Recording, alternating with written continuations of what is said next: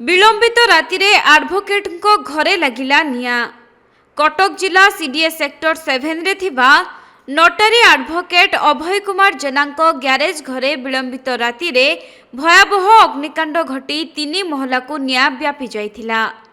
आउ एही भयंकर अग्निकांड रे 2 जन गुरुतर होई मेडिकल रे भर्ती होइछंती, जहाकि द्वितीय महला रे रहुथबा 2 जनकर 60% एवं 40% शरीर पड़ी जाइथिबा सूचना मिली। तेणु सेमानंकु एक घरोई हॉस्पिटल रे भर्ती करा जाइछि। सेपटे गतकाली रातिरे घटिथिबा एही अग्निकांड रे ग्यारेज रे थिबा एक कार एवं 2टी 2 चकिया जान संपूर्ण जली जाइछि।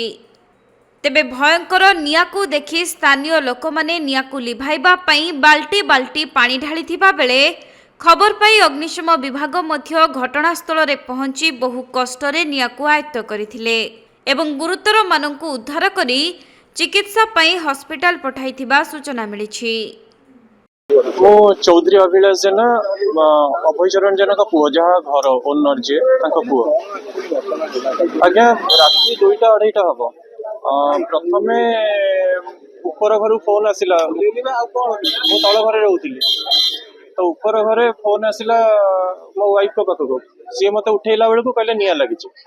मु जेतेबेले आज्ञा निया लागिछ पछरे से कबाटटा खोली देली, माने एते मात्रा रे निया धासकिरी पसिला जे मु कहले ताको विकଳରେ पुणी से कबाटा बंद करी मु से जानली जे नहीं नियाटा बहुत जोर व्यापिलानी। तापरे एपटे करी पिला को आगे बाहर कराला, छोट पिला को। तापरे सीडी मगा है कि पडिसा अंकल को पाखर सीडी लगा हैला परे किछि समस्त सहाय्य करिकि समस्त को बाहर कले। सापरे फायर ब्रिगेड वाला आसिले।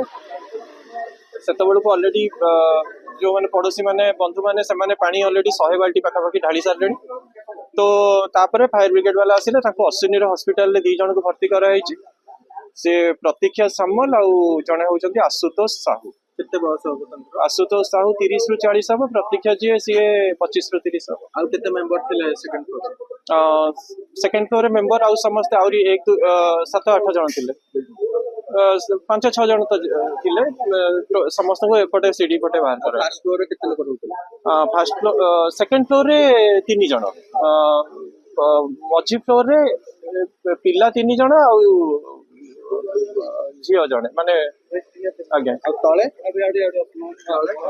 तळे 3 जन आज्ञा।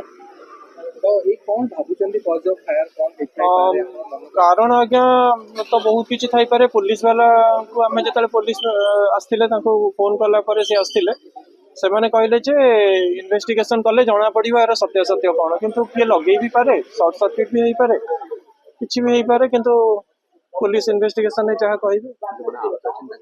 सी जणे आईसीयू रे अछंती, आउ जणे टिके रिकवर करछंती, से भी अश्विनी रे एडमिट हेछि। कोन बर्न अछि ना सफोकेटेड? जनकर 60% बर्न अछि, आउ जनकर तथापि 40%। ऊपर तो निया कोठी लागिनी, केवल धुआं अछि, केमति से जळिले? सी निया आज्ञा नियार कोप एते थिला माने आपण संभाली परिबेनी से कोपर माने कपाट गुडा को मु पानी मारी कि अच्छा लिभेउ चेष्टा कली भीतर प्रथम कपाट गुडा को। अच्छा इलेक्ट्रिक वाला माने आसी कि ताको एतले कुआला, से कहले जे हमें इलेक्ट्रिक काटी परिबुनी काइना हमको भुवनेश्वर परमिशन दरकार। तो प्रथम तो 2टा जिंस गोटे हला फायर ब्रिगेड और पुलिस और इलेक्ट्रिक ऑफिस जोटा बे टीपीसीओ जोटा एल नेछि, 3 जन को भीतर कोऑर्डिनेशन न रहिले कोनोसी जगह रे भविष्य रे निया लिभेइ होबो। कहीं जदि आपण इलेक्ट्रिक न काटुचंती इमिडिएटली ताहले आपण पानी भी ताकू मारी परिबेनी, फोपाड़ी परिबेनी। तो से माने कहले जे परमिशन दरकार हमकु भुवनेश्वर, तापरे सेथि पई ही बेसी देरी हैला। जहां हमें चेष्टा कलु पानी बाल्टी मारी कि 100 बाल्टी खंडे पानी कहिना डर मारचे एपटे इलेक्ट्रिक आले लागि जिवो। तापरे फायर ब्रिगेड वाला आसिले, फायर ब्रिगेड वाला भी इमिडिएटली पानी मारी पर नांती जेहेतु इलेक्ट्रिक कटा ही परिबे। तापरे से माने काटिला परे पानी मरा हैला।